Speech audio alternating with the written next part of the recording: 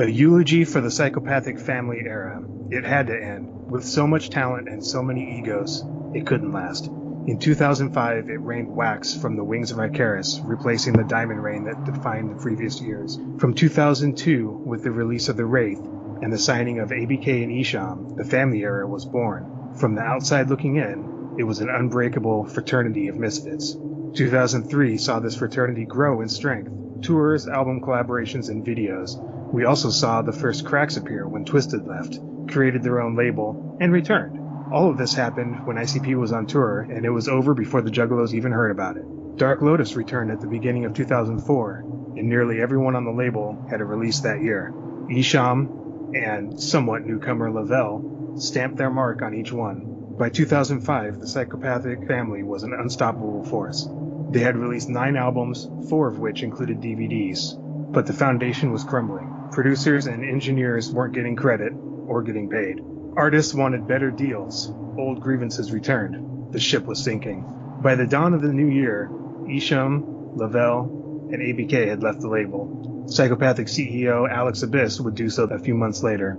This was the end of an era, but a new era was rising. New artists, new producers would bolster the Psychopathic Records camp.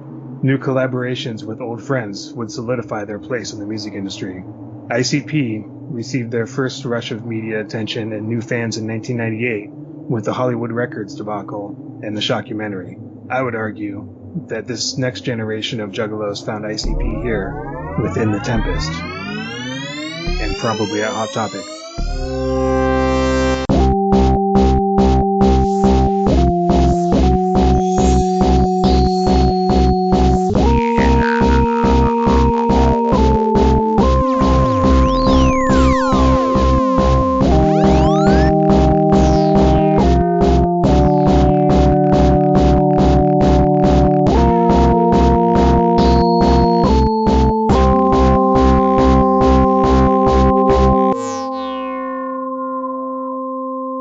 What's up, everybody? Welcome back to the Dim Carnival. I'm Bill. I'm Steve. I'm Ryan. And I'm Jeremy, a.k.a. the Homie Jigglz. And we're back talking about all things Psychopathic Records that we don't know anything about. As you heard from that wonderful intro by our resident Hatchet historian, Jigglz, a.k.a. Jeremy, we are going to be getting a little crash course schooled, if you will, about the things that we've got coming up that we don't know anything about. It's funny, you talked about Alex leaving, Alex Abyss, and ICP recently told the story on one of their Patreon streams. I think it was for the first time they told that full story, or they said it was the first time they told that whole story. I think that was the first time they gave any details. It's pretty funny that they faked a shooting and as a means to get out of, threw $1 million at Violet J on the way out the door, just needed to piece the fuck out, I guess. Well, at one point, Isham claimed that he was responsible for the shooting. Why don't you tell us the story? Well, that's all the story I know of it. Oh, okay. I just remember seeing that somewhere on a message board back in the day. All right, so we've got some stuff coming up that we don't know anything about. We've already hit some stuff we don't know anything about. We don't know the story. We don't really know a whole lot, as we've talked about on this podcast. We don't know a whole lot about Lavelle. We don't know exactly why Isham left. We don't know why exactly Supervillains is so disgusting. We don't really know the whole story behind Drive-By, but coming up very quickly, we've got Axe Murder Boys, who we've never heard before, except for on the Holiday Heat compilation that we went out of. List. We don't know anything about Boondocks other than he got a pumpkin head. Mm-hmm. Pumpkin head. Yeah, as I said, pumpkin head. Pumpkin. So we've got a lot of stuff coming up. We also, I finally backdoored my way into understanding why Colton Grundy exists, and it's simply to give Blaze an excuse to not just be a gangster rapper. He's now an undead person from any era, and he's not pigeonholed into anything. But, you know, we've talked a ton recently in all these different things we've been covering about speculation about M&E and speculation about Twisted and speculation about all these people who were around at this time and, like, how much ICP really had to do with like, no, you got to be this character, you got to do this thing, or whether it was just a collective of dudes who all had the same mindset. So I know you got a lot of notes. I know you got a lot of stuff that you want to talk about. So I will leave it up to you as to where to jump in and what you want to particularly school us about. I mean, you probably have like 15 pages of notes just on stuff we got wrong in the past 12 episodes or so. So I didn't bring those with me. You guys are safe. Left those in suitcase at home. Those are all on the Instagram comments. Nice. But yeah, the floor is yours if you want. Yeah. Okay. Well, one thing I want to say real quick, which just kind of I've been thinking about for the last week or so about the Drive-By album. And I was talking to Mike from Juggalo Judgment about it a little bit, going back and forth, and kind of secured my thoughts on this. And today, coincidentally enough, Blaze had an AMA on his Instagram page. So I asked him straight up, and he totally confirmed it to be false, but my headcanon says it's true, that the Drive-By LP is a prelude. And he says it's a prelude because it was supposed to be an EP with an album to follow, but it ended up being an album, but they still called it the prelude, which is, I don't like that. It's I like dumb. my headcanon. Yeah, what I say is that album is a remake or remaster in canon of what Blaze did before he died, when he was just Blaze, you're still alive, homie, rapping with ABK as Drive-By back in That is 89. a good theory. I like that. Because he like never that. once in that album mentions that he's dead or a zombie or that he died or anything. He's just Blaze. And that separates it from the Psychopathic Writers, where he's Cell Block and it's a totally different character. In Drive-By, he is Blaze. Okay, wait, Jeremy. But he's not dead. Was it me, or was he really doing like a completely new style of delivery? Right? This like Completely really different. high falsetto. Completely different, yeah. And so that ties into that. He kind same of thing. touched on it a little bit. Well, actually, I think this might have been the first time you ever did it. You hear him later on Wicked from Twisted and I think Abominations too, where he does some backing vocals and he sings in that falsetto voice. And it sounds awesome, but he had never rapped in that voice before. Nice. And he never really would again until I think more recently he's switched up his voice a little bit, but I think that's because he can't scream anymore. He can't yell, so he has to figure out some other way to make it work. See, if he was still on Psychopathic, Shaggy could teach him how to just spend 40 years straight screaming and never lose it. As far as I know, Shaggy still got it. He still had it on Fred Fury. He still has it on Shaggy and the Creep Show. Yeah, that's Yeah, amazing, so man. My voice would be blown out. But that's Yeah, a for really real. good theory, and the fact that so like I would only look at the surface. I would only look at things at the surface level. So like that's what I assumed is like prelude, because supposedly it's an EP and the next thing they do is going to be their real thing. So like that's how I looked at it on the surface level. But again, I'm only coming at it from a couple listens through in the past month and not, spending 15 years with this piece of work. So I just operate under the assumption that it's possible that everyone who's on this podcast right now projects a lot more mythology onto these things than the people who created them. I feel like you're attacking me right now. No. I mean, we spent hours just talking No, I about know. like, well, are they the clowns? Are they unreliable narrators? Are they Shaggy and Jay? Are they Joe and Joey? Like They're who all sings of them. this song? Whichever is more convenient at the minute. Yeah, they don't care. They're like, it's just a song. Yeah. Yeah, they step in and out of character like it doesn't matter. The truth is that all the songs are the Holy Spirit speaking through them. Mhm. Absolutely. It's the gospel. Don't you blaspheme. Don't you blaspheme in here. All right, blast- back you to you, blast Jeremy. them. You all do. Okay. Yeah, So- blast them. Don't blast. So we're going to pretend like supervillains didn't happen, and we're going to Best. all for the best. Do you want to tell us a little bit about how Lavelle hooked up? He was part of ABK's crew, is what we have come to the consensus on. Yeah, he was in Crazy Clan with ABK in the late 90s, mid to late 90s. And then they both split in like 99 or 2000 to do their own thing. But they remained friends and still collaborated. And And then probably about, I think 2003, I think is the first time he started kind of being seen with Psychopathic. And it was rumored, I had heard some rumors that he was responsible for some of the beats on One Less G in the Hood and Hatchet Warrior. It's possible. I think maybe he might have done some demo work and then it was redone by Fritz or Mike P.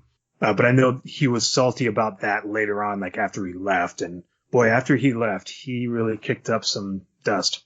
It was quite ugly.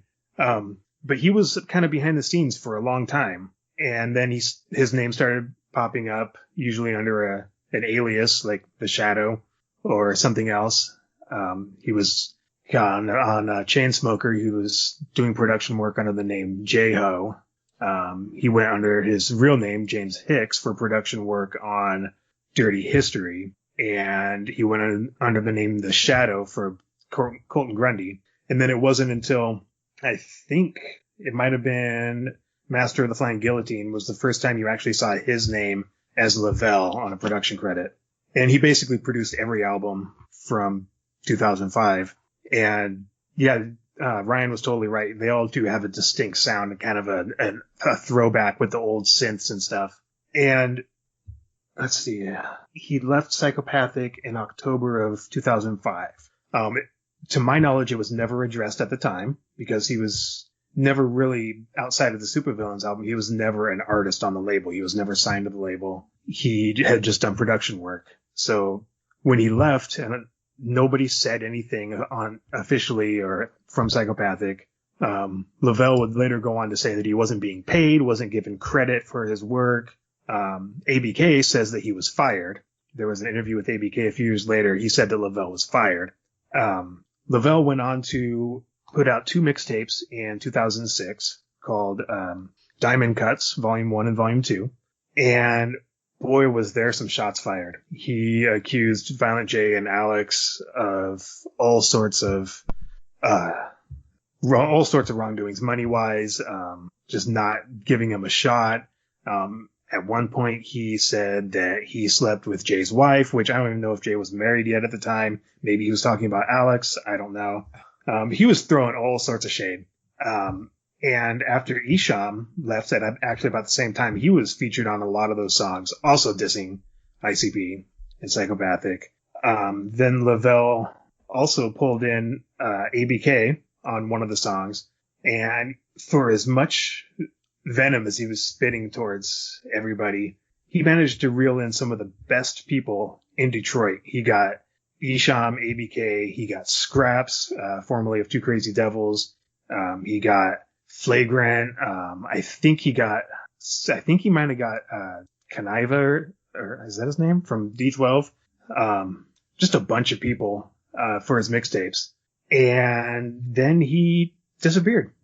He made a few appearances on ABK's next couple albums, but then he fell off the face of the earth. And both Blaze and ABK have said that they're still friends with him, but they don't really talk. And outside of that, he's disappeared completely. But he does get an engineering credit on Shaggy's Fuck the Fuck Off. Nice. It's really crazy that he was so much driving so much of Psychopathic for like 2 years and then just flamed out with them completely. That's pretty wild. Yeah, well, that was kind of where where you kind of, if you were paying attention at that time, it's kind of where you start to see that Alex and Violent J were not necessarily good at business with other people. And that would come to a head again later and currently. So that was kind of the first signs. Yeah. Well, I'm glad to hear that I was right about something, so thank you for including that. Yeah. And Isham, since we're on the subject, Isham also left in October of 2005, which is, when was Drive-By album released? In October or November? October? So long ago. October 2005. Okay. And the Forgotten Freshness 4 was released in November. Mm-hmm. And Isham and Lavelle produced all of the newer songs on that album, and they mixed the entire thing. And that was, after they left. But for Isham's part, I'm just going to go on the record, and I've gotten a lot of heat for this, but A1 Yola was a great album, and it was his best album since Tongues, and it was his last great album, although he's done some good stuff. But since A1 Yola, I think that was kind of the pinnacle of that era of time for him. But he, much like Lavelle, contributed to almost every single project during his time with Psychopathic, from 2002 all the way to 2005. I don't think there's more than 2 albums that he was not at least doing an additional vocal or doing production work. And the Supervillains project was a very unfortunate end to his tenure with Psychopathic, because everything up to that point was so good, and every verse that he dropped, every album that he put out, every beat that he made was at the very least good, if not great. Do you agree with our assessment that Supervillains would have been redeemable if they hadn't been so committed to the gimmick? Yes. I feel like there was the potential for a really good album with these 4 guys. Yeah, but and instead they made the grossest album they could. The gimmick could have been good, because I remember when I first got the album, I opened it up and those liner notes, there's the comic book art of the 4 of them, and I was like, wow, this is cool. This is so cool. The gimmick is great, but it should have been campy villains, not like exactly the worst people we can think of. Right. And what was really shocking was that up until then, the few supervillains tracks that you had heard that were labeled supervillains was Esham and Violent J, sometimes Shaggy, and they weren't in character. They were just themselves. Yeah. But they were just calling it supervillains as a group. But it was still Jay and Esham and Shaggy. And they didn't have any other aliases. They didn't have any kind of concept to it. It was just them rapping their asses off and being badass. And it was further a blindside because the first time they did a supergroup, when they did Dark Lotus, they're like, now this is wicked. Like, now this is the dark stuff. Now this is evil stuff. And then all the iconography for supervillains leading up to it was all comic book art and bright colors and like goofy like imagery. Yeah. And then you throw it on and it's like, oh, this is much more horrible than Dark Lotus ever was. Yeah, and they did the same thing with the Drive-By LP too, because everything leading up to that point, from One Less G in the Hood all the way on up, anytime you heard Blaze and ABK together, they would mention Drive-By, and it was always just the hardest gangster rap. And, you know, they're yelling on the mic and they're just spitting wicked shit. And then you get the Drive-By LP, and all of a sudden it's, you know, it's not, Fritz is not making the beats anymore. Twisted has no involvement. And Blaze is rapping in falsetto, and you know, the whole thing is, I mean, it's cool. I like it. The beats are great. It's got a really chill vibe to it, but it's, at the time it was like, oh, what is this? This isn't Drive-By. This doesn't sound anything like what I thought it was supposed to be. Yeah. Yeah. And come to find out just recently, through, Twisted and M&E, putting together what's called the East Side Ninjas project now with Twisted, Blaze, and ABK, that's going to be coming up soon. They said that was the original lineup for Drive-By. It was never meant to be just Blaze and ABK. It was meant to be Blaze, ABK, and Twisted. Which makes sense, because the first time you hear that name Drive-By was the first time ABK was on a Psychopathic record, and that was on Freak Show back with Where It's Going Down, featuring 3-6 Mafia. And they mentioned Drive-By several times on that song, and that's Twisted with Blaze and ABK. And, of course, Twisted with just Blaze as the triple threat. Right.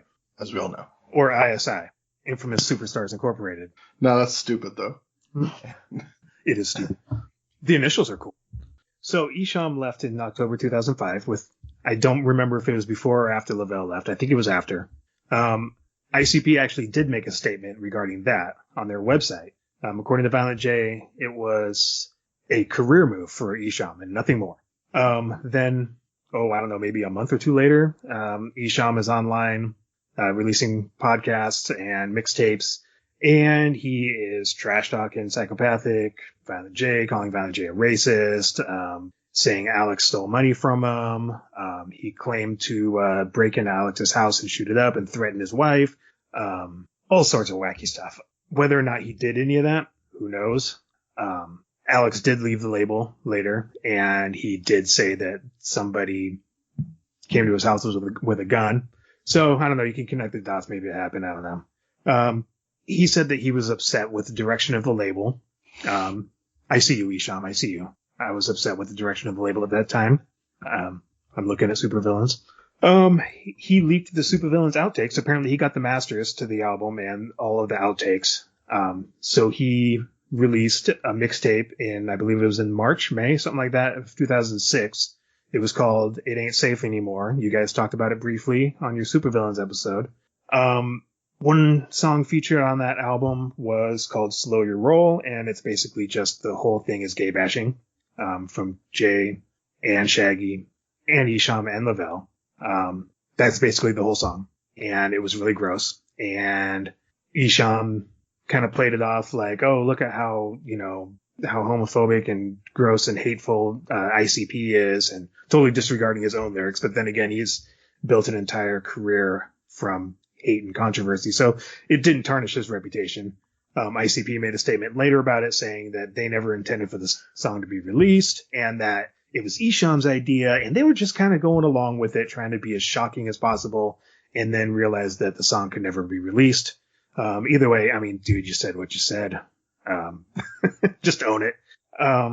There was other stuff on that mixtape, though, that was not Supervillains outtakes. It was newer songs recorded by Esham and Lavelle that were basically just psychopathic disses. One song in particular is called New Dude, and they're just dissing who's the new dude you keep bringing around. I think there's been some speculation on that might have been in reference to Boondocks, or it could have been in reference to A&B. Not really sure. Right now, you're sure they're not saying nude dude? It was not Nude Dude. Oh, okay. Although I would ask, because I would ask, it would have been Violent J. It would have been a diss at Violent J because he's always naked. Mm-hmm. So after Esham left Psychopathic, he immediately restarted his Real Life Productions label. A new Nodist album came out in January, so I mean that was like a very quick turnaround. And after, I don't know, probably about mid-year or so, the dissing just kind of stopped. Esham was kind of quiet. He was releasing albums. He did the same thing Lavelle did for his mixtapes. He brought in everybody from Detroit that he could find and really just talked a lot about Detroit unity and repping your city. And so he worked with Proof. He worked with Bizarre. He worked with King Gordy, Royce the 5'9". He worked with everybody in Detroit except ICP. And talked all about Detroit unity. He even released a mixtape called Mayor of Detroit. And I think I don't know if it was a joke or not, but he was running for mayor. And I think it was just a joke for the mixtape. Yeah, then the feud apparently died off in 2008 because Violent J appeared on an Esham mixtape and Esham appeared on at least 2 of the Let 'Em Bleed mixtapes from Psychopathic in 2008. And then they continued to work on and off after that. So that was a short-lived beef, but he never returned in actuality to the label. Supposedly a Supervillains album coming out, or as of 2019, there was supposed to be one. They put out a song. They released one single. It was called Ricochet, I believe. And then they put out a greatest hits album, a Supervillains greatest hits album. And it consisted of songs that all predated the Supervillains album, and not a single song from Furious was on there. So if that tells you anything.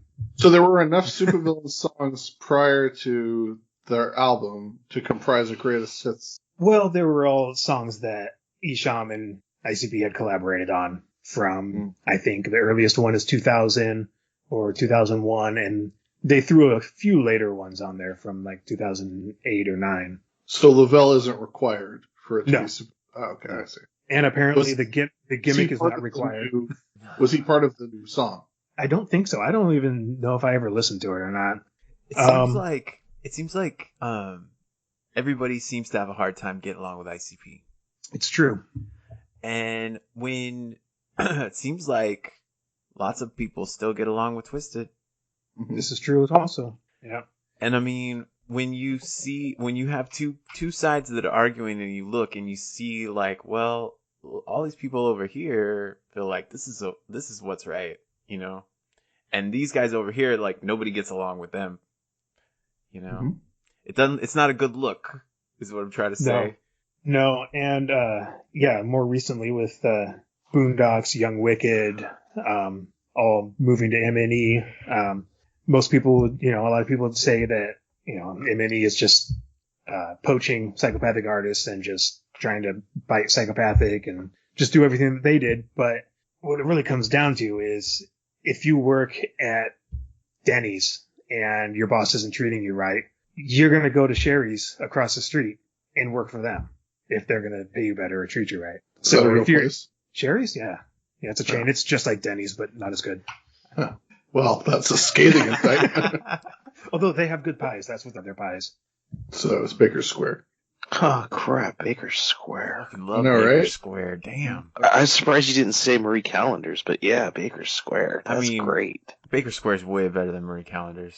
Well, let's not say anything we can't take back, boys. I'm not a huge fan. Not a huge fan. Let it be known. I'm just happy you said Baker Square. I haven't even thought of that word or term or restaurant in 20 years. Well, and so an interesting thing that you mentioned in a previous conversation that we had, Jeremy, was a sort of theory that you have or an idea that you have to sort of classify the era, and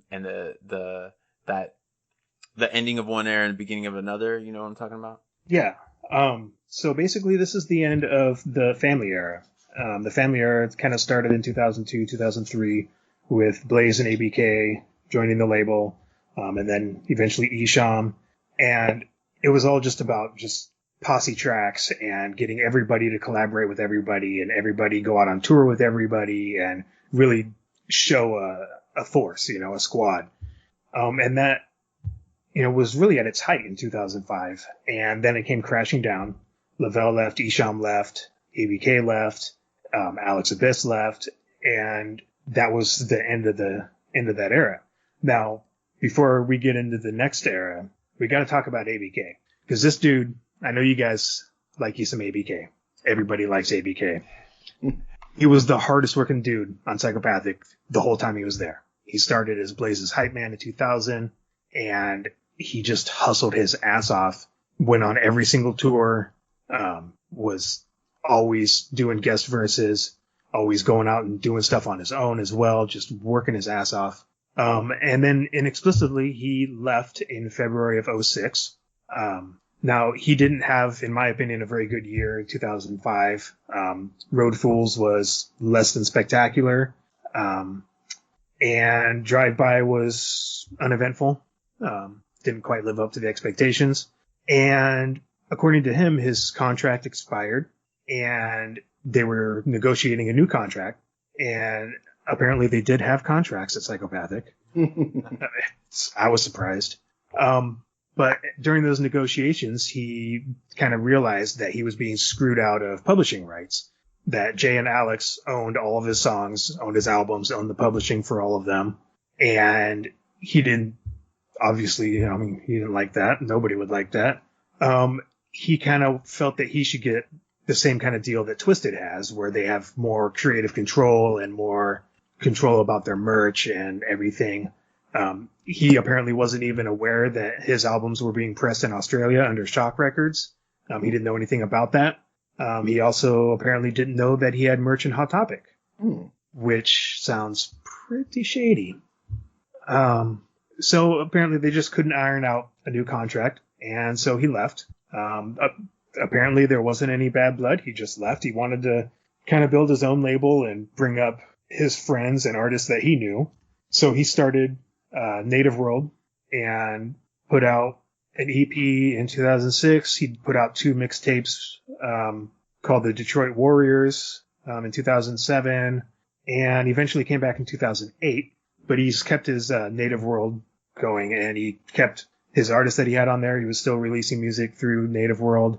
And since, about 5-6 years ago, since he's kind of been on Psychopathic, not on Psychopathic, we don't know. He's been releasing stuff on his own.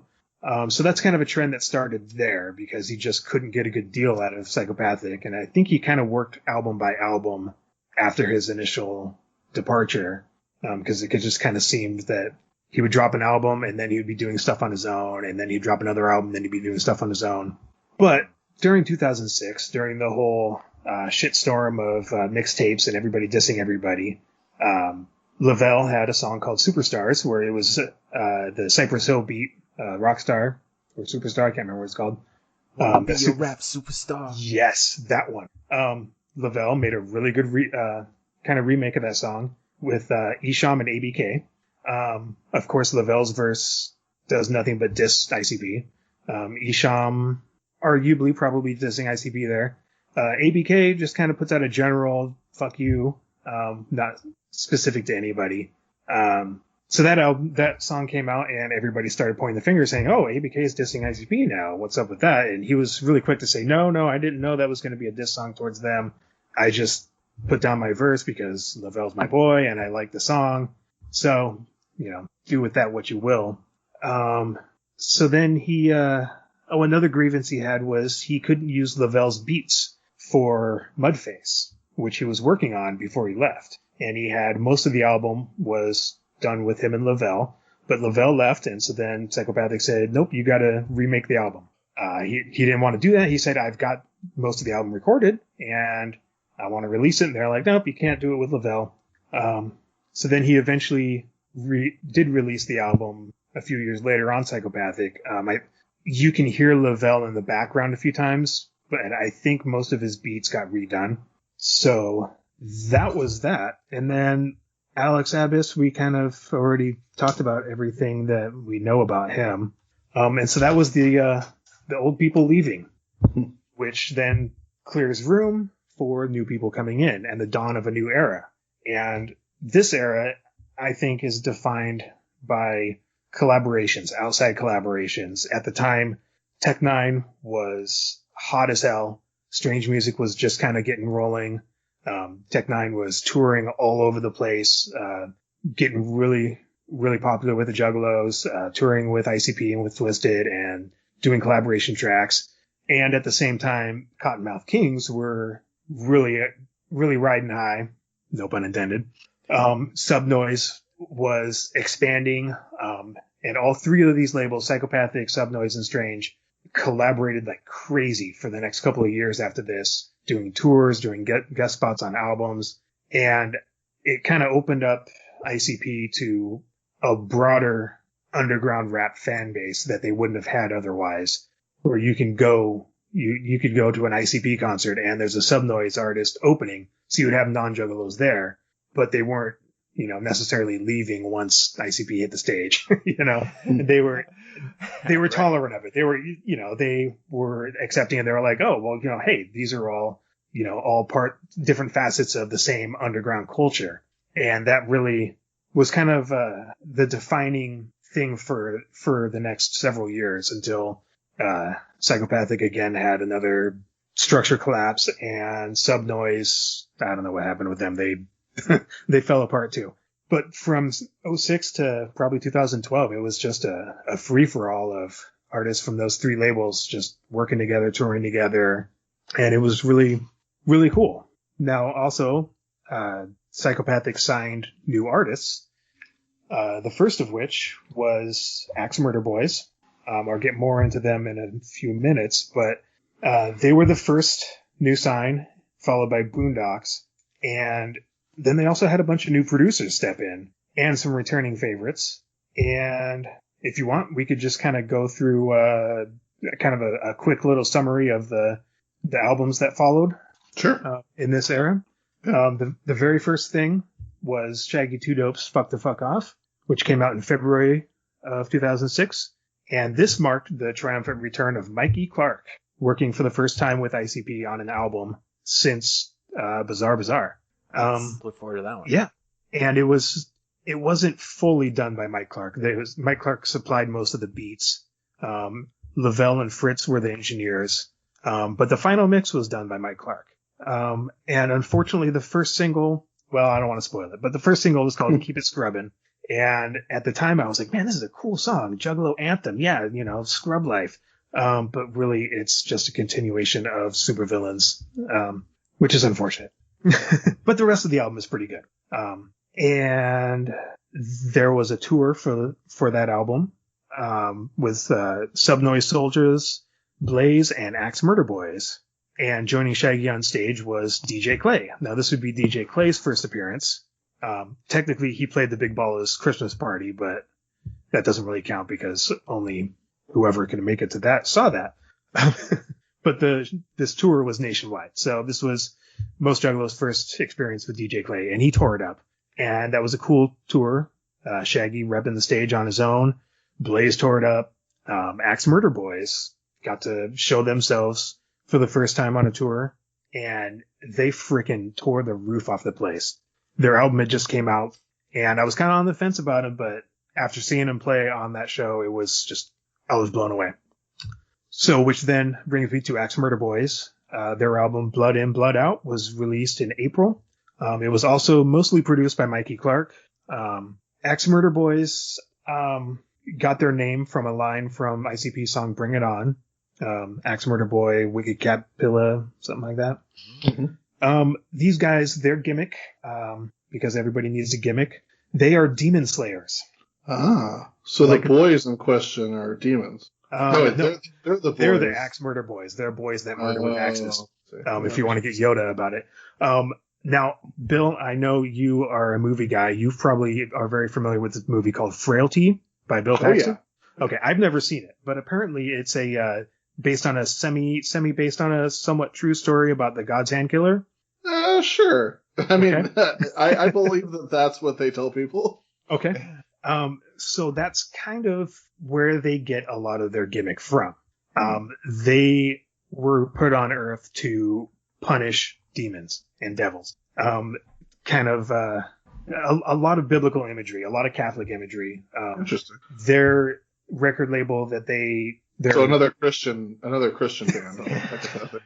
Right, absolutely. Only these guys are a lot more open about it. They talk about God all the time. But they are... I can't wait to listen to these records with you dudes. Oh my God, it's going to be amazing. They are the Blues Brothers. They are on a mission from God. They are to slay demons. They are two brothers, Bones Dub and Otis. At the time, his name then changed to Young Wicked several years later, but at the time he was known as Otis, which is also not his real name. His real name is James. I don't know where Otis comes from, but Young Wicked is better, even though it sounds kind of corny.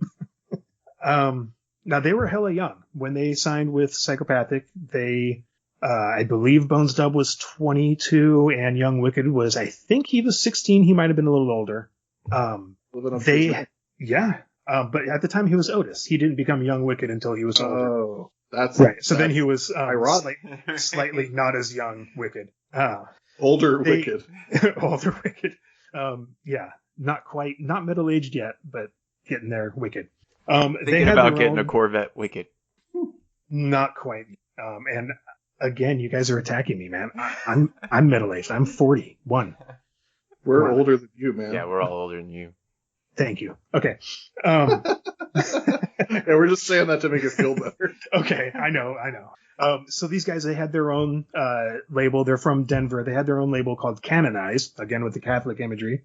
They entered the Underground Psychos contest in 2005. What is the Underground Psychos contest, you ask? It was at the Gathering of the Juggalos. It was actually a year-long event leading up to the Gathering that year. And they put out a contest for a one-album deal with Psychopathic to make an album with Psychopathic producers, a worldwide release, one music video, a merch deal on Hatchet Gear, a major tour, and just all the decorations that come with it. So this was a big thing. They had a website where people submitted their songs, their demos, and then Juggalos voted and narrowed it down to finally there was, I think, maybe 4 finalists that went to the Gathering, and there was a semifinal and then the final on the last day of the Gathering. The 2 finalists, I don't remember most of the groups. I was following the whole thing online, voting and listening to demos and stuff, and most of them were poo-poo.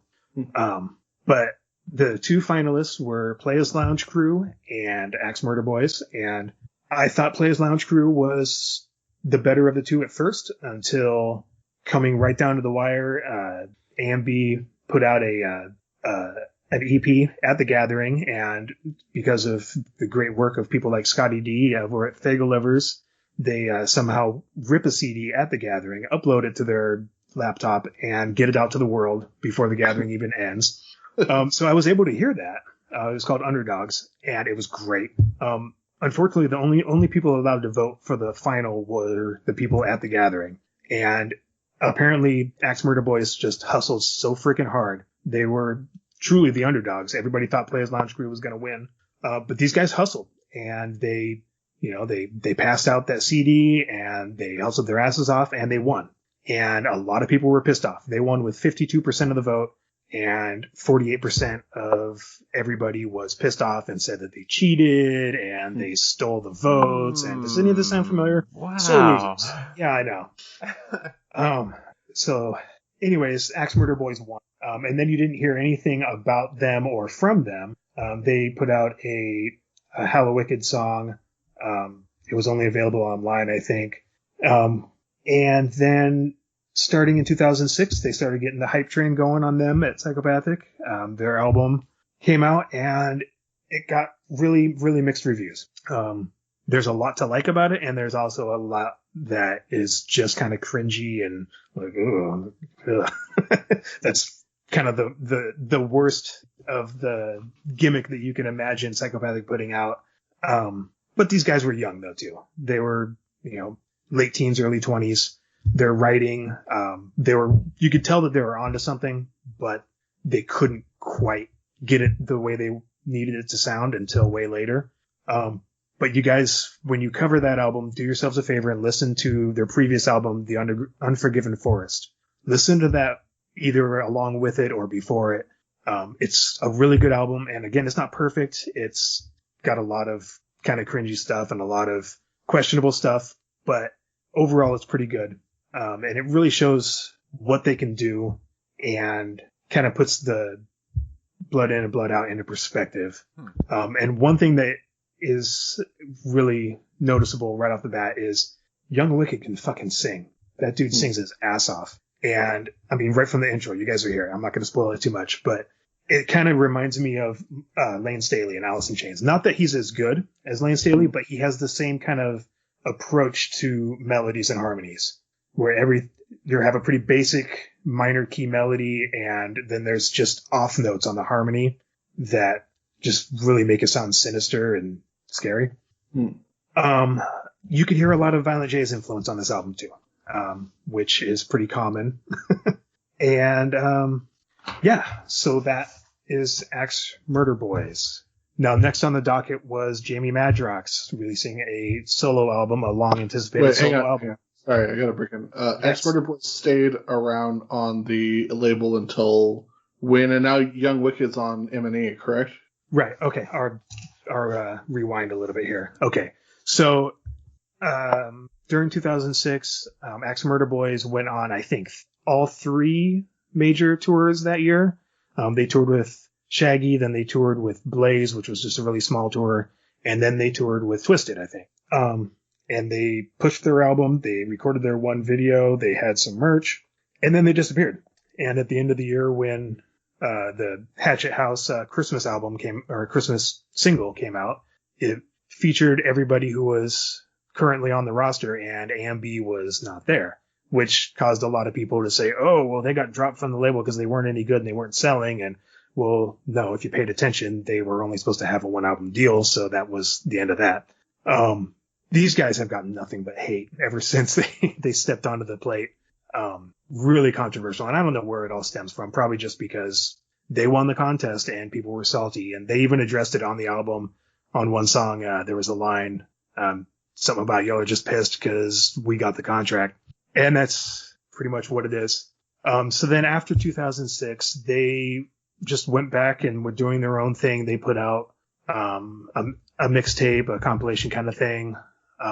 Then they put out a mixtape with some other artists from their label, and then out of nowhere in 2008, they appeared back on Psychopathic with an album called God's Hand, which is the greatest album of their careers, and it's possibly, I'd put it in the top 10 of Psychopathic releases easily. It's a great album start to finish, and it was all done by themselves. They produced, recorded, wrote, mixed everything, and then basically brought it to Psychopathic or their subsidiary Hatchet House and said, here's an album. And they released it as is, and it's a masterpiece.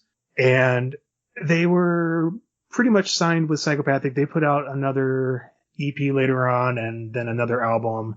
And then Young Wicked on New Year's Day 2017 announced on his social media that he was signed to M&E, and that he was thankful to be offered a deal where he can get paid for the work that he does, earn, because he had done a lot of work starting in about 2014 or so with the Missing Link albums with ICP. He produced a lot of that, was the in-house engineer. He did a lot of background vocals, and he really was grinding hard and did a lot of work as Psychopathic. And apparently, just like Lavelle, he wasn't getting the appreciation for it, wasn't getting paid for it. And Twisted was willing to offer him a deal where he would get paid. And so he took it. And then there was some other drama as well with Jump Steady and his daughter and other stuff. But I think that was, a front that ICP put up just because they were mad at him because he left for a better deal. But that's just my speculation, which is neither here nor there. I think that on one of the Patreon streams, Jay said something about when they were talking about the Twisted stuff. I thought I remember Jay saying like that someone in Twisted or both members of Twisted like just absolutely couldn't stand either one or both of the guys in Axe Murder Boys, and I thought it was very interesting that like Young Wicked is on their label now, but of course, I guess, we always have to take everything that Jay says with a grain of salt. Yeah, or a tablespoon of salt. Yeah, I know at the time, there was kind of rumors that not everybody at Psychopathic was pleased with Axe Murder Boys. And I think even Twisted went on record, or maybe it was Young Wicked said it, but there was an interview where something to the effect of they were kind of skeptical of Axe Murder Boys until they went on tour with them. Or maybe that was Boondocks. I'm not sure. But anyways, there were rumors at the time that Twisted did not like A&B and did not want to work with them. But I mean, who knows what, if any of that's even true. And then that was 15 years ago. Fast forward to 2008, 2009, 2000, up to 2012. Twisted and A&B are working together on Psychopathic. Don't know if they were on good terms then or not. And then obviously, 2017 rolls along and, dude signs to M&E and he's immediately, top tier on their label. And within a year or two, he's in-house engineer. He's mixing everything. He's making beats. He's the most featured artist on Twisted's songs right now. So if they had beef in the past, maybe they did. They obviously don't now. Nice. I knew not a fucking one thing about any of that shit. I had read Young Wicked's name or heard somebody say it before. I had no fucking clue who that dude is. Him and Light and all these other people. I don't know who any of these dudes are. Yeah. Young Wicked's got some skills. He is, a really good rapper. He chops. I mean, he could stand up with the best of the choppers and hold his own. He could sing. Like I said, he sings his ass off. I guess his dad, was in a lot of bands around the Denver area. And so he taught, his kids, music. And I think Young Wicked had said, a long time ago, that he used to always play music with his dad and with his dad's band. And he would sit in on drums or he would sit in on a guitar or sing. And he was just always around music. So, I mean, and you could tell, the dude makes beats. Almost everything A&B does is self-produced. That's really cool. That's really interesting. Yeah. His dad was John Denver. That's crazy. Yeah. Right? John Denver Garcia. Oh, that's why you go with the stage name, like Charlie Sheen. Right. All right. So, Jamie Madrox's long-anticipated solo album entitled Fatso, released in May of 2006, released in two different versions. There was the standard version that you could find in stores, maybe. And then there was what he called Earth 2 version, which was remixes. It was the same album, but each song was a remix of the song. And that one was only available on what was Hatchet Gear at the time. And one thing I would love to bring up is that on the sampler, because at the time they were still making samplers, and most of the samplers involved skits, along with snippets of the songs. And they really put a lot of work into them, which I really missed those. They were a lot of fun. The sampler for this one has a character by the name of the Cosmic Pimp, who sounds suspiciously like Sweet Daddy Coconut from the Psychopathic Records. It's the same voice. But his name is Cosmic Pimp. Maybe because he didn't want the writers to come at him for working with other people.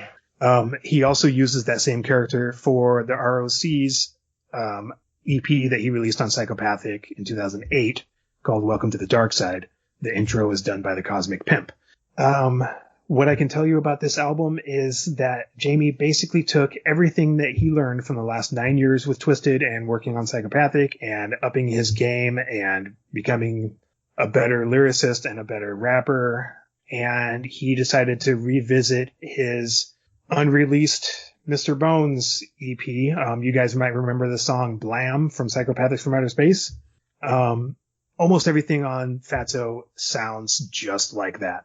Lyrically, it's all, much better though. It's, he's upped his game, but it's the same kind of thing. It's comic book references. It's, pop culture references. It's fat jokes. It's all that stuff. There's hardly any, horrorcore or wicked shit, aspect to it at all. Only a few songs. And it's a lot of fun. And the Earth 2 remix version, a lot of the songs feature different, artists. The ROC makes an appearance. Prozac from Project Deadman makes an appearance. Really good stuff. A lot of real stuff on there. A lot of personal, real stuff. And one little teaser, I'm not going to give you a spoiler, but a teaser, there's a song called This Bitch, which features Monoxide. The Earth 2 version is the definitive version because it also features a verse by Violent J, and that verse is one of Violent J's best verses ever, period, mic drop. And when you hear it, you will know what I'm talking about, and you will thank me for that little nugget. All right.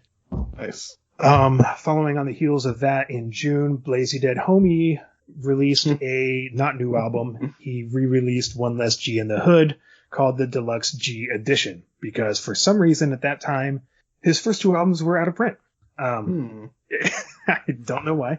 His first EP was always rare. Like, they released it at The Gathering, and then they sold it online for a little bit, and then it was gone. One Less G in the Hood was available in stores, and it was mass-produced. I don't know why it was out of print, but I do know that there was talk of Blaze retiring. That was right before the Colton Grundy thing. He was supposed to retire, but then he did Colton Grundy, and apparently, I don't know if Psychopathic just kind of stopped pressing One Less G in the Hood, or if there was some other reason that it was unavailable. Or maybe it was just a money grab so they could re-release it later. But it was Alex's idea, apparently, to re-release it as One Less G in the Hood, the Deluxe G Edition, which features 4 tracks from the EP and most of the songs from One Less G in the Hood. And I think that we listened to, I think that at least a couple of us listened to that version. Yeah, you did mention that. And they left out Straight Outta Detroit, which is like one of the best songs on there. But apparently there was a lot of lawsuits at the time that Psychopathic was dealing with for uncleared samples, and sometimes just ripping off instrumentals to use for like intros and skits and stuff. And so Blaze had said that was the reason why some of those songs were cut from the re-release. But the good news is that there was 3 bonus tracks on that, and one of them features The Shadow, Lavelle. So here we go. 8 months later, we're still in the shadow of Lavelle's appearance on Psychopathic. So then after that, in July, was Boondocks with his album called The Harvest, released in July, produced almost entirely by Mikey Clark. And this is an interesting one. The guy was under the name Turncoat Dirty. He's from Georgia, and he was in the first round of the Underground Psychos contest, and then he got voted out. And somehow along the way, I don't know if he, at a separate occasion, sent a demo to Jay, or if Jay just really liked what he heard on that. He called Turncoat Dirty and basically said, hey, I want to sit down with you and, talk about working up a deal. And so in Violent J fashion, they worked out a gimmick. So they changed his name to Boondocks. They made him a killer scarecrow from the South, and like some wrong turn kind of stuff. And they signed him, and he released his album. And it's Southern rap. It was the first time I ever heard country rap, basically. I mean, it's, obviously you have 3-6 Mafia, you have, Master P, you have all those, Southern rap artists, you have Crunk and all that stuff. But this was something different, and I know there's a lot of it out now. And I don't know if he pioneered it, but he was definitely the first one I ever heard. There's a lot of guitars, and not just chuggy guitars, but there's like slide guitar, there's acoustic guitars, live drums on a lot of the songs. There's banjos all over the place. Mikey Clark pulls out a freaking banjo and plays it like you wouldn't believe.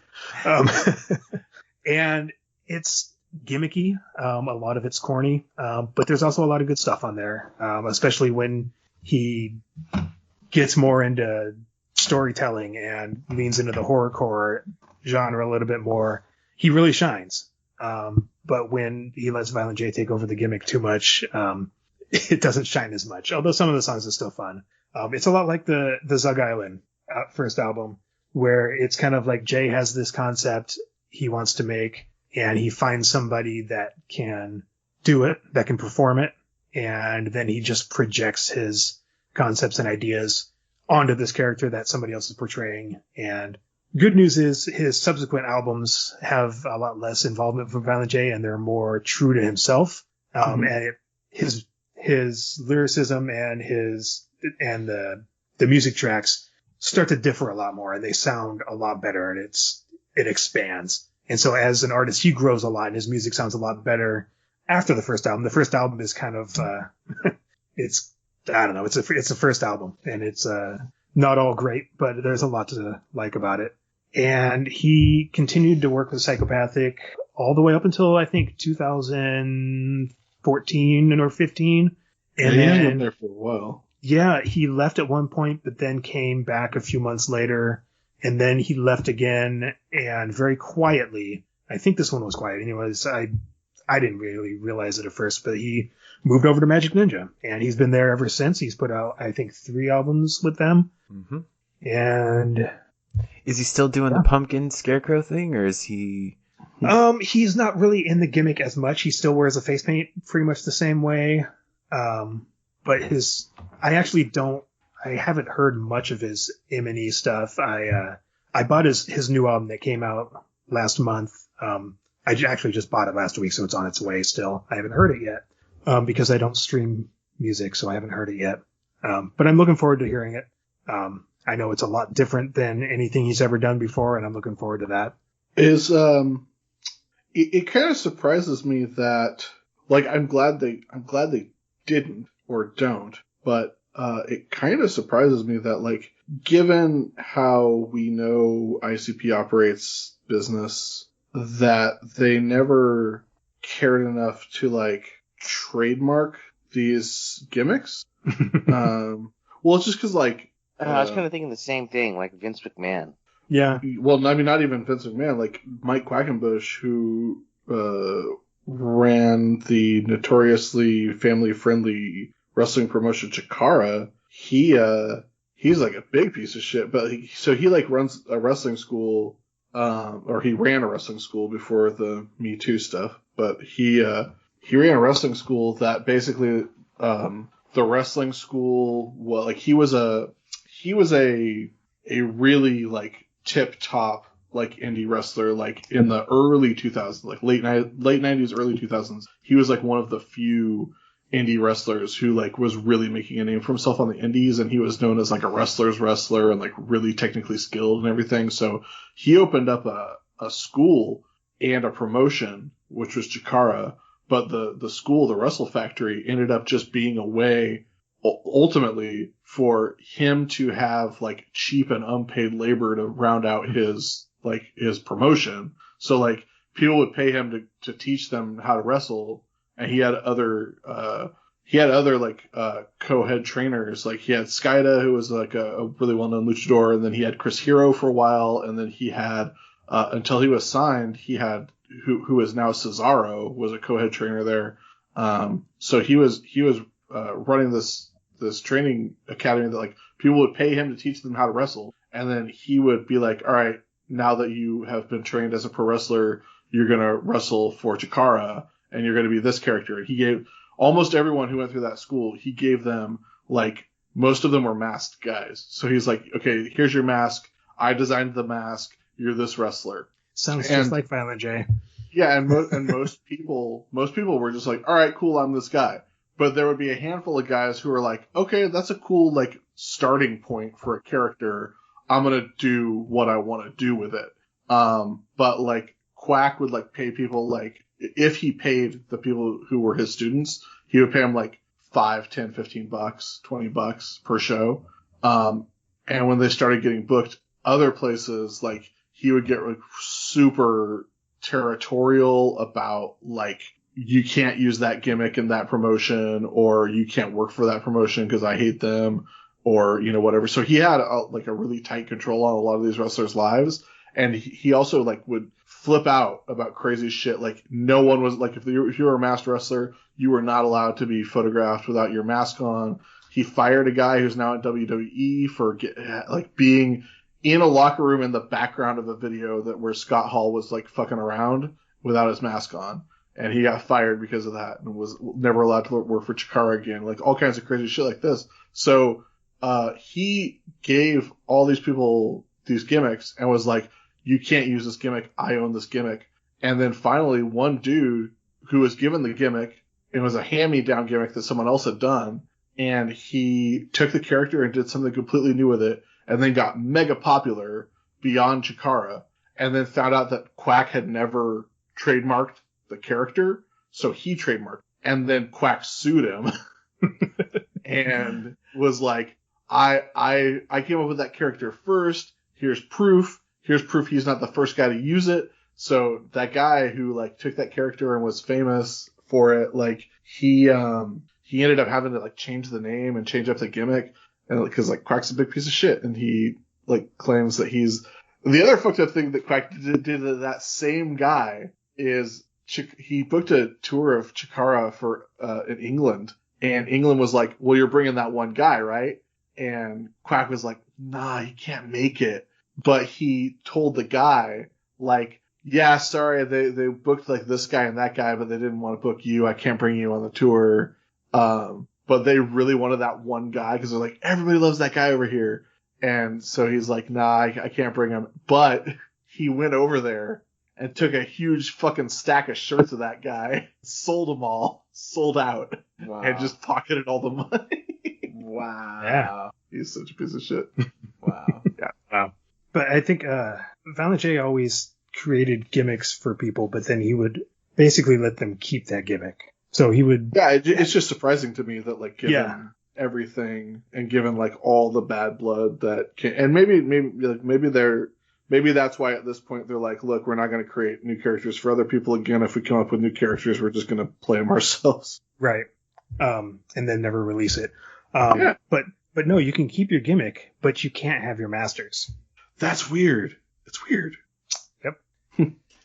So then after that, the Wraith, ICP The Wraith remix albums. Excited about that. Yeah, you probably have some fun with that. There's some good remixes on there. There's some that are not very good, but there's others that are good. Is it better or worse than the Hell's Pit remix album? It depends on the song. Mikey Clark remixes, I think, 2 songs from that album, and those are both better, I think. Maybe he does 3. DJ Clay remixes 24/7, or maybe, no, it's just called 24. And that's his first production credit for Psychopathic. And that's pretty good. Monoxide does some remixes. Seven and Tech Nine do a remix. Wolfpack, the producer from Cottonmouth Kings, he does 1 or 2 remixes. So again, this is the collaboration with other artists outside. All in all, it's good for a listen. It's an interesting take on the songs. Some of them I prefer to the original version, but I think only a couple. Then there was, right before that was Hallowicked. ICP's Hallowicked song that year was uneventful. It was boring. But Twisted, on the other hand, released the Cryptic Collection Halloween Edition, which featured most of their previous Halloween songs, plus 2 brand new songs by a supergroup called the Samhain Witch Killers. This was kind of being talked about a little bit leading up to that. Maybe it started as early as well, no, I guess 2003 was the first time Samhain Witch Killers was ever mentioned. Halloween 2003, or 2002 or 2003, Twisted released a song called Nosferatu, which was a remake of a House of Crazy song, without ROC, so it was just the two of them. And it was right around that release, I think they actually said that was the Samhain Witch Killers song. And then fast forward to Fright Fest 2005, there's a song with ROC and Prozac that they mentioned Samhain Witch Killers. The two tracks from 2006 are Twisted, Blaze, and ROC. It's labeled as Samhain Witch Killers. And then around that time, flyers started going out and banners started going out that there was going to be a Samhain Witch Killers album called Bloodletting. And it was going to be Twisted with Blaze and ROC. And it was going to be kind of a reimagining of the House of Crazies, kind of a return to that. But then it never happened. It just got scrapped. And to this day, it still has never happened. And only those two songs and one song from Blaze's album remained from whatever it was going to be from that project. And then the moment you guys have all been waiting for, The Tempest. Released in March of 2007. A few months late. It was actually supposed to come out, I think, in September or something. Produced entirely by Mikey Clark, although not engineered or mixed by Mikey Clark, just kind of remotely with his beats. Engineered by Kuma and mixed by Fritz. And this is Bizarre Bazaar Part 3. Steve, will you attest to the fact that Bizarre Bazaar and The Tempest are a trilogy?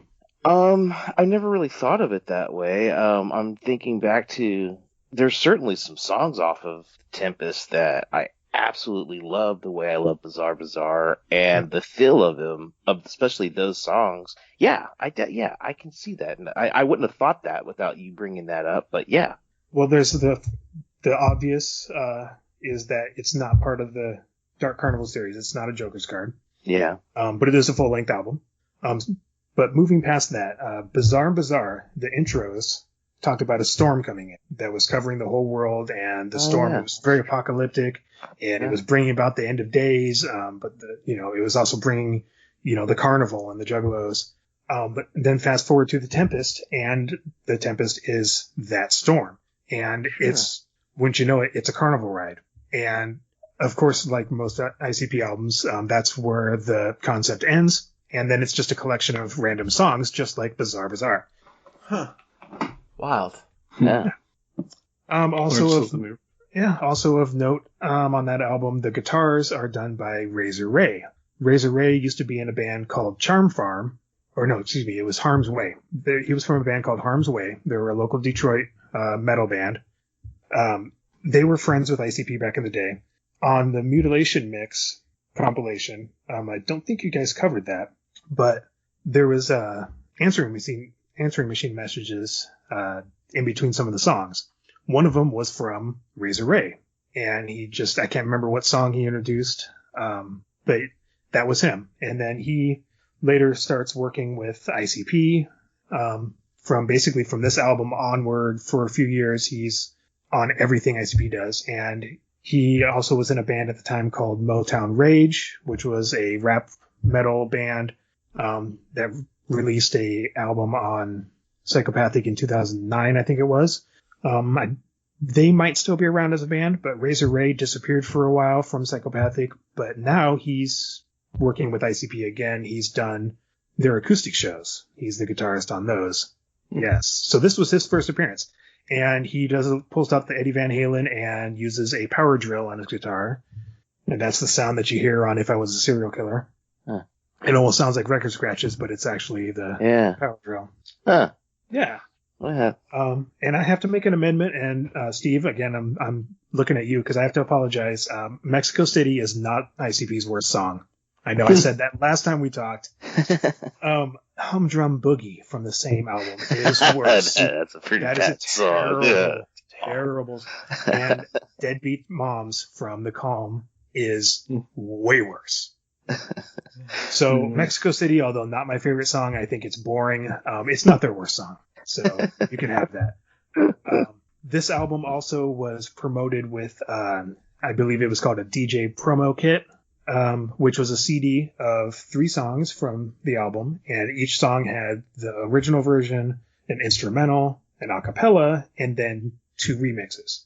And the idea was that would get passed out to clubs, DJs, radio stations, whatever, and for people to make their own remixes and club mixes and stuff. And following that release, they had a tour.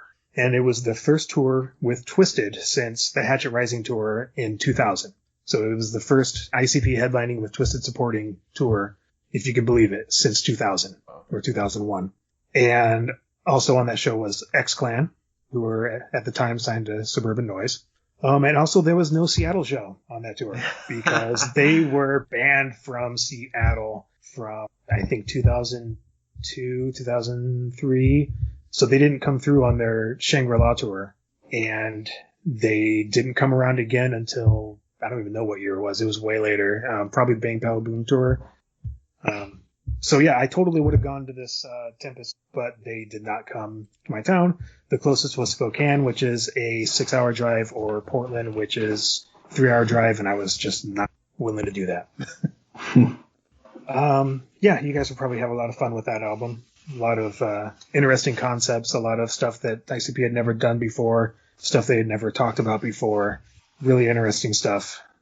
DJ Clay makes an appearance on the album, and that's his first vocal appearance on Psychopathic.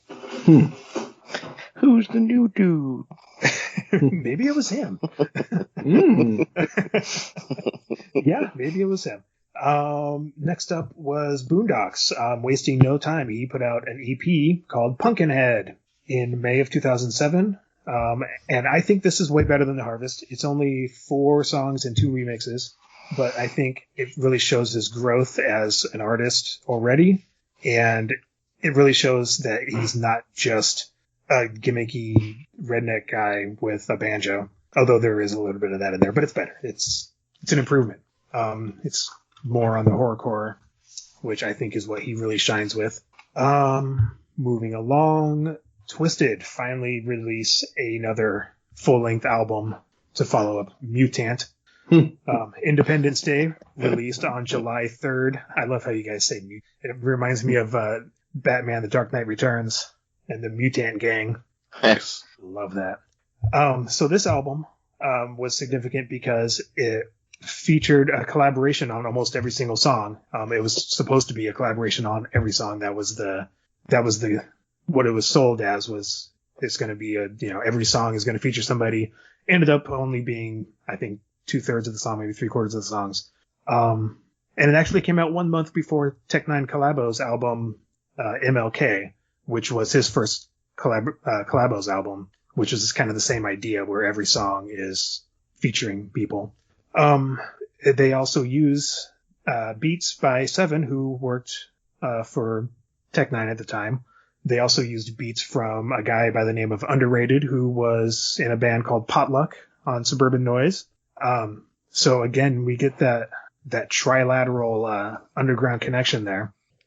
The album features Dayton Family, Dog Pound, DJ Quick, who I recently saw on a NoFX video, where they played in Fat Mike's backyard, and DJ Quick was there by the pool, which I thought was pretty cool.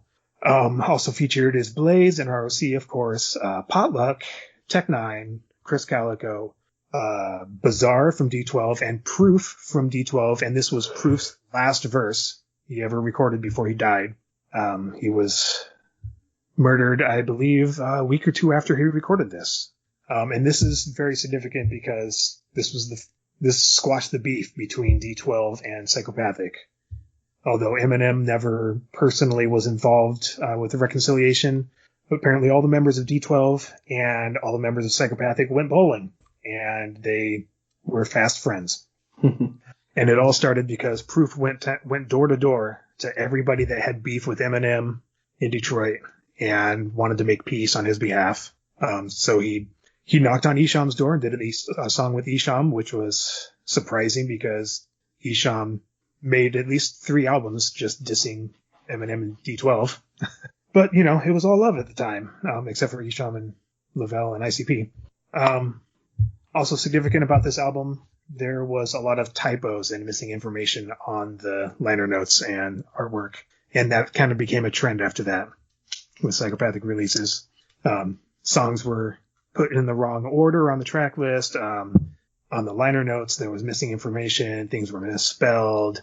Not a good look. And I know Twisted was upset about that. They mentioned that before. All in all, good album, though. The collaborations, most of them are really cool. You guys should have fun with that. And then that summer was the first Strange Noise tour, which was co-headlined by Cottonmouth Kings and Tech Nine. And it featured Head PE and Lazy Dead Homie with ROC. And they put out an album for the tour, which featured a brand new Blaze song. And the following year, they did another Strange Noise tour, sans anybody from Psychopathic, but it was just Subnoise and Strange. And I went to that show, and it was really good. The first one was in 2007. Second one was 2009, I think. Then that kind of coincided with The Gathering right about that time.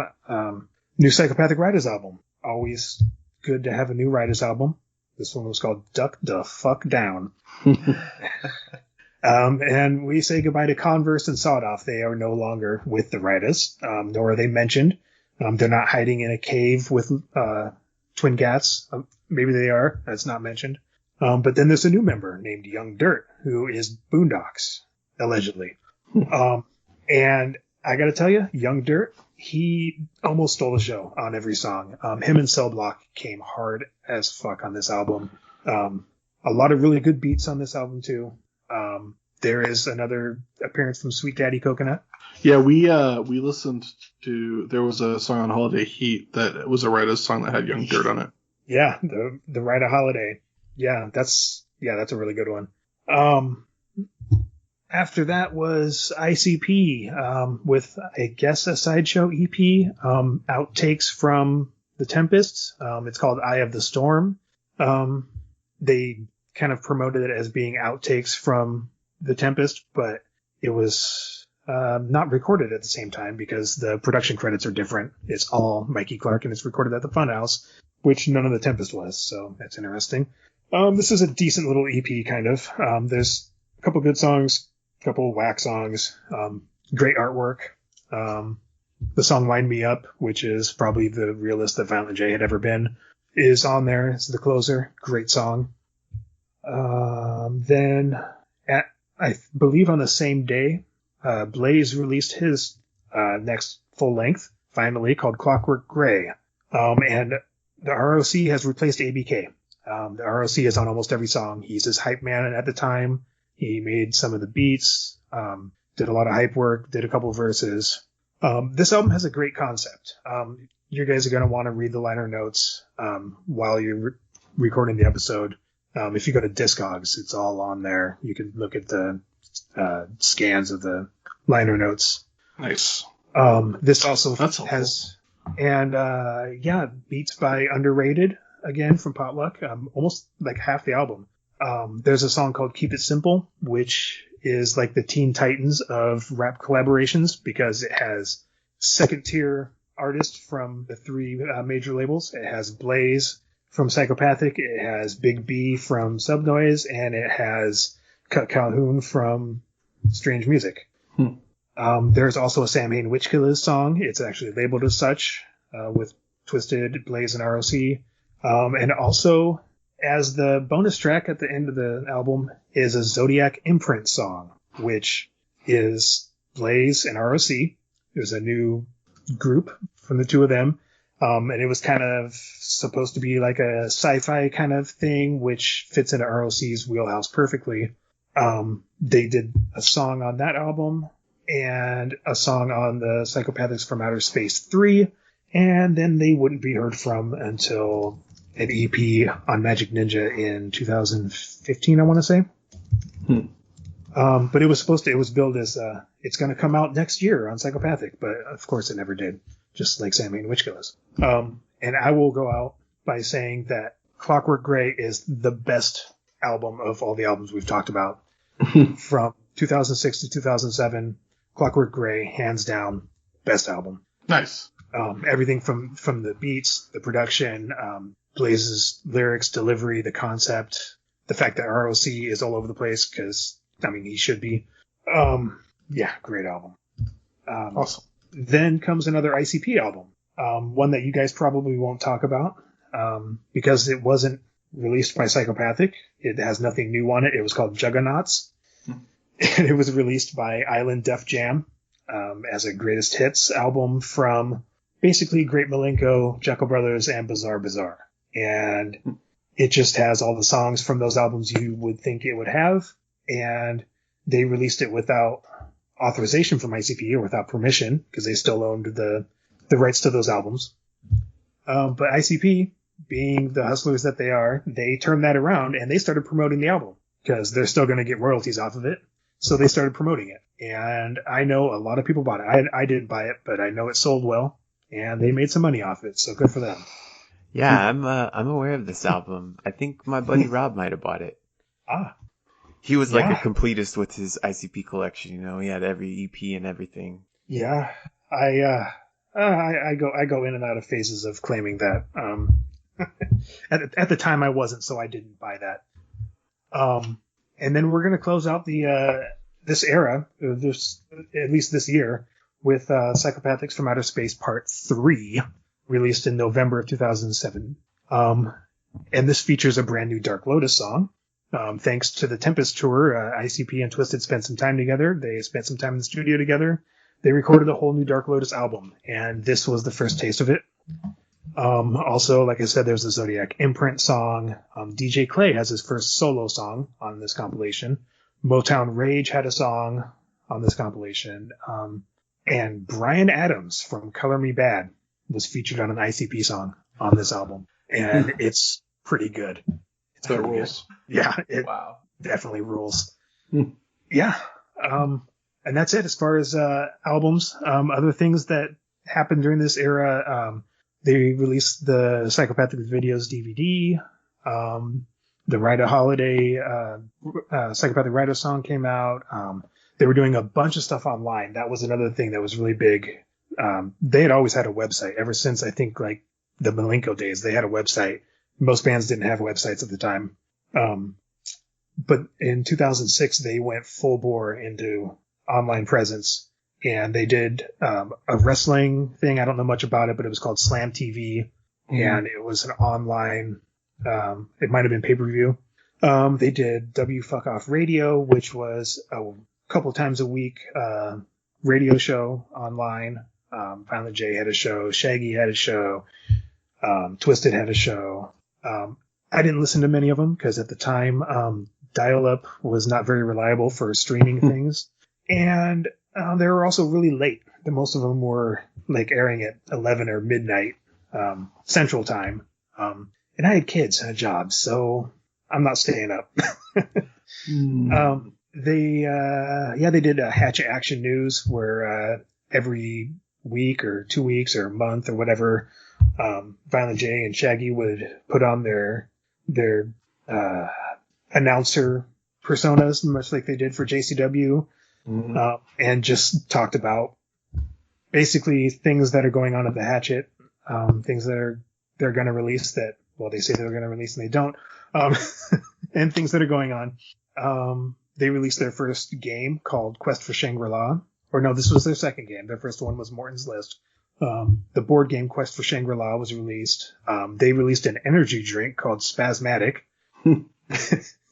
And they filmed a couple episodes of Chronicles of the Dark Carnival, which I don't know if you guys have ever seen it. It's on DVD finally. It wasn't put on DVD until I think 2014 maybe.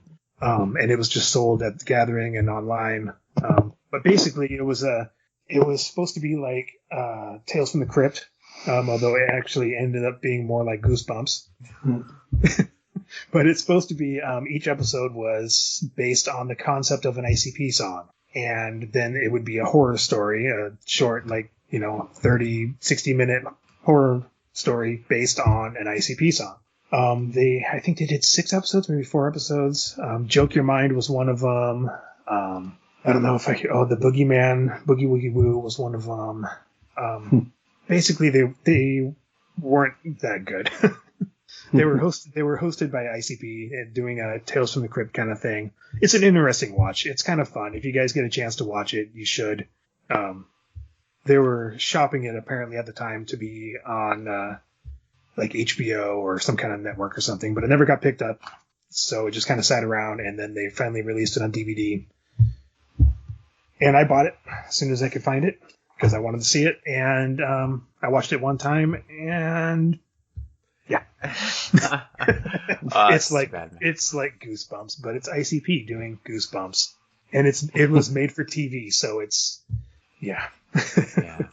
They were intending it to be on a TV network, so they self-censored and they didn't include any profanity or any gore or anything like that. Do you recommend that when we get to Fatso, that we do both versions, or? Yes, simultaneously. You should do, okay. You probably won't do a track by track, but you should at least listen to both albums at the same time and talk about, one in each year. Exactly. You might, no, because there's skits but if you can get the tracks to line up, that would be an interesting listen. But no, definitely listen to both of them and then kind of compare the different versions of the songs. Nice. Because there's some of them, the remixes use the same music, but one of the verses is taken out and replaced with a guest verse. And some of them are just brand new beats. And some of them are both. So it's really kind of a mixed bag. Cool. Yeah. So it's not like a mutant situation. No, it's almost the same track listing. There's one song different on each album. Thank you for such a thorough dissertation on everything, man. It was very, very informative, very helpful. It was my pleasure. Hopefully cleared up a lot of our questions. It certainly makes us more familiar with the abundance of people that we're about to dive into that we don't know anything about. Maybe in 5 years when we get there, you can come on and give us a episode about who Blase Rose is. All right. I will be there. But Steve and Ryan, do you guys have any questions or anything prior to us wrapping this up? No, I just want to say how stoked I am that we can have Jeremy on again, and how it's like sort of perfect that the timing worked out that we have him back for this to talk about this era specifically, and just how cool it was for him to lay everything out for us. So yeah, really excited about what's coming ahead, and just really appreciate Jeremy coming on. Jeremy, would you like to plug your things? Yes, I would like to plug my things. I have a blog. It's thehatchethistorian.wordpress.com. There's a link from my Instagram bio as well. And I call it a blog. It's not really a blog. I don't really update it very much, really ever. But there is, if you scroll down on the website, there's a button called Album Database, and that will take you to the Hatchet History spreadsheet, which has, I don't know, are you guys seeing this? Yeah. Mm-hmm. Okay. This has, it's still a work in progress, but I've basically cataloged every Psychopathic release, and then I started adding House of Crazy stuff, Esham stuff, and eventually MNE. And so it's every album with release date. And there's a tab at the bottom here. You click over to songs, and I've done the track list for all the albums. Wow. And if you scroll over on here, there's a lot of fields. There's release date, to the best of my knowledge, when it was recorded, if it was recorded earlier, production information, engineering, where it was recorded, who does main vocals on the song, and additional vocals, and any other technical information I can find on the song. Eventually, I'll start including little Easter eggs and stuff. But for right now, it's basically just production and technical information, who's on the song, who produced the song. And it's sortable. It should be sortable. It's on a Google Doc, and it's open for everyone, not to edit, obviously, but to look at. So I don't know if outside people can sort columns or filter. I sure hope so. Because that is the most useful thing about it, is you can sort it by release year, you can sort it by artist, you can sort it by producer or whatever. You can filter out only certain artists or whatever. Nice. And it's been a lot of fun to make. I've been working on it for, I think, like 4 years now. I started and then stopped for a long time. And then you guys actually inspired me to get back on it, because nice. I wanted to provide a service for people like you and for Juggalo Judgment, for people that are deep diving into this stuff, so they have this knowledge at their fingertips easily. My perspective is always, if you got knowledge in your head, you should put it out somewhere. Same. Utilize Even if it. it's the nerdiest of knowledge that is useful only to the people talking on this podcast, and possibly a handful of people listening might find it useful. My last question for you, just because I don't know if we asked this of you last time. Where do you fall on the does Jay ghostwrite Shaggy's verses, and if so, to what extent? I think it's common knowledge that he ghostwrites a lot of them. Not all. And I think they've both admitted it before. And, you can kind of tell on a lot of songs, and you're really going to tell when you listen to Fuck the Fuck Off. Because it's a Shaggy solo album, but of course it's not, because it's an ICP album. Nice. Jay only has, I think, maybe he doesn't even have a single verse on that. I don't think he does, but he does a lot of background vocals, and you can tell some of the songs were written by him. You could just tell by the use of words, the themes, sometimes the flow, and some of I think the album credits actually say some of them were co-written by Violent J. Nice. So yeah, it's funny. It's like listening to does. Shaggy, like watching Shaggy and the Creep Show. It's like, you get a reminder of like Shaggy's really funny and he's really clever and he's like a very like fast on his feet and like agile thinking dude who's like naturally like really funny. So like watching Shaggy and the Creep Show, I convinced myself again like, no, he probably writes a lot of his shit, but I mean maybe he does now, but like I think that there's been long stretches where he didn't. Yeah, I think definitely in the early days, maybe he probably didn't write a lot of them in the early days. And then again, around Hell's Pit era and up to this era, because actually he came out after this album, after Fuck the Fuck Off, and he said that he had a really bad problem with alcohol and pain pills. And Violent J told him to knock his silly shit off and get off of him and send him to rehab, I think. So I think during that time he probably wasn't writing much of anything. Mm-hmm. And I think that was the delay in his solo album coming out, because I think they actually promoted it to be coming out in 2005, maybe.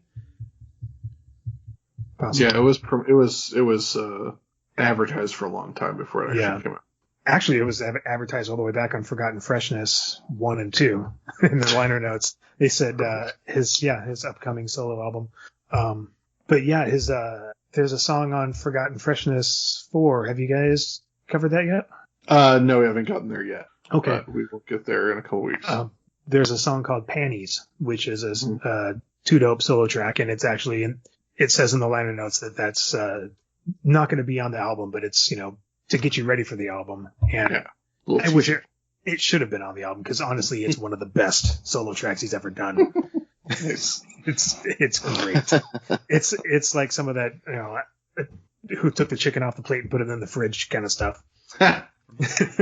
Yes, perfect. Well, thank you so much for being here. Very informative. A little master class in Hatchet history from the Hatchet historian himself. Thank you so much. Anything else you want to plug? Any social media or anything? You can find me on Instagram at the Homie Jigglz, and that's the only social media I am on. And again, my website, thehatchethistorian.wordpress.com. And keep listening to the Dim Carnival. Also, got to shout out my homies, Juggalo Judgment. Shout out to my homie, Rob from What is a Juggalo podcast. Start making new podcasts again. Yeah, Start come back, making new Rob. episodes again. Yeah, come back. Maybe he's too busy. Nice. Shout out to my wife, Stevie. Shout out to my kids. They've been enduring this journey with me for the last, she's been enduring it for the last almost 20 years since we've been together, and I've been in and out of different phases of obsession with ICP and Juggalo music, and she's put up with me the whole time and at times even encouraged it. So thank you very much. Although you're never listening to this episode, that's okay. Awesome. Thanks for being here. You can follow us on all social media at Dim Carnival, and email us dimcarnival@gmail.com. Rate, review on iTunes, all that good stuff. Check us out on YouTube. Of course, Instagram is where the real meat of the matter is. But you can follow me on all social media at Sundown Motel. But until next time, I'm Bill. I'm Steve. I'm Ryan. I'm Jeremy. Keep your stick on the ice. Bar down skis, bro.